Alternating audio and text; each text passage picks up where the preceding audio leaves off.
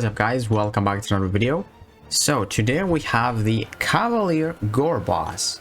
So this guy is a little bit weird, and let's get into his nodes first. So while the defender has an undermine effect, they also gain a fury passive, increasing attack rating by 400 and pierce passive by 400 potency. So this guy is going to gain the undermine buff. I think it's every time he triggers like a spell, and yeah, we're gonna get into his abilities in a little bit, but basically he's going to have that undermine effect. He's gonna have that block penetration buff and the fury. But yeah, the second node, while the defender activates special attack, they pause their buffs for 5 seconds, so he's gonna pause all his buffs, and that's really huge for him. And then each time the attacker knocks down the defender, they purify all debuffs on themselves. So that is good for us. You can purify your debuffs, and he actually can inflict you with a ton of debuffs if you're not immune to them. But we're gonna get into that just a bit. Power through sickness. Each time the attacker is inflicted with any debuff, the defender gains a power gain passive, granting 10% of max power over 8 seconds. And this power gain does not stack multiple times. So this is tough, because if he inflicts you with a debuff, and he will if you're not immune, he's going to get 10% power gain, which is, it can be tough.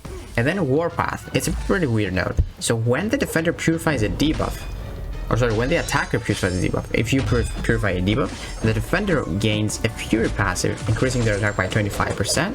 And if the attacker intercepts the defender, all fury passives are removed, and the defender is afflicted with a degeneration debuff, dealing 100% of the attacker's attack rating for each fury removed. So that can be good for you. Like, you can make him have the furies and risk an intercept, deal some damage, but I wouldn't do it. But yeah, let's get into this guy's abilities. So this guy has 3 shadow magic buffs. He's got the bleed, the poison, and the shock. And this guy, he can inflict those debuffs on you if he does the second medium. So now he has the shock buff. He's got the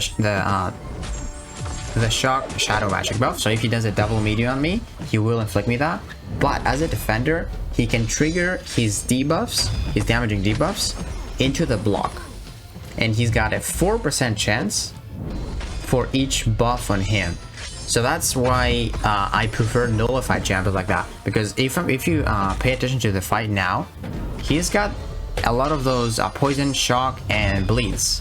And keep in mind, those count as buffs as well. So what's gonna happen after I throw my special 2 is I'm just going to get rid of all of them. So I'm just gonna bait the special 1, because it's pretty easy. He does like 5 hits, and after the 550, you go in and take a look at that.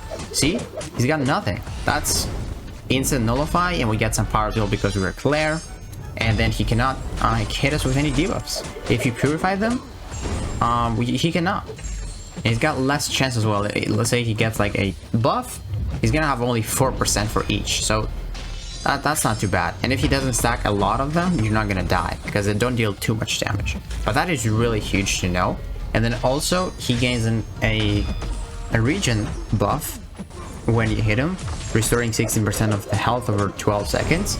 But be careful, because he heals more if you're using a god or an elder, so be careful about that. And then he's immune to heal block, so you cannot heal block him, and the regen is not too bad even. But yeah, that's not that, like Gorr is not too bad to fight. And also keep in mind that if he pops a special 1, he's going to get all of his buffs. There he did not get it because we actually hadn't buffed him, but now he's gonna pop it, and you're gonna see 1 stack of each. See, shock, poison, and bleed. And now if he hits me in the block, I can't get inflicted with them. But because I am nullifying on hit, and we have that huge buff immunity, the clutch buff immunity, nullify all of them. And this is a really good fight for Claire too, because you nullify so many buffs where like it gives you like a bar of power, so you can constantly keep that buff immunity on for the whole fight. So that's basically Gorr. His specialty kind of reminds me of Doom's, and then it's like a quick dashback, very quick. It caught me on the stream earlier. But yeah, man, like nullified champs for this guy are the best, because you can nullify his spells. Like, they are passive, but you can still nullify them with buff immunity. That's really huge. Really huge. So Claire, for me, one of the greatest counters with this guy. Also, Ghost can work because if you get inflicted with those debuffs, you can just phase and get the Fury attack.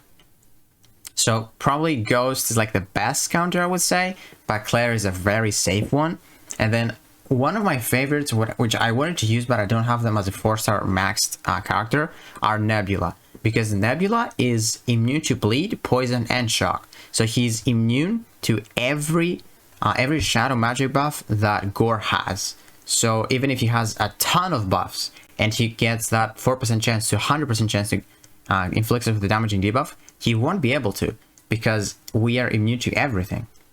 And keep in mind, he's got like an ability where if you hit him in the block while playing Gorr, you can inflict debuffs, or if the opponent is immune to debuffs, you can inflict them with Degen instead.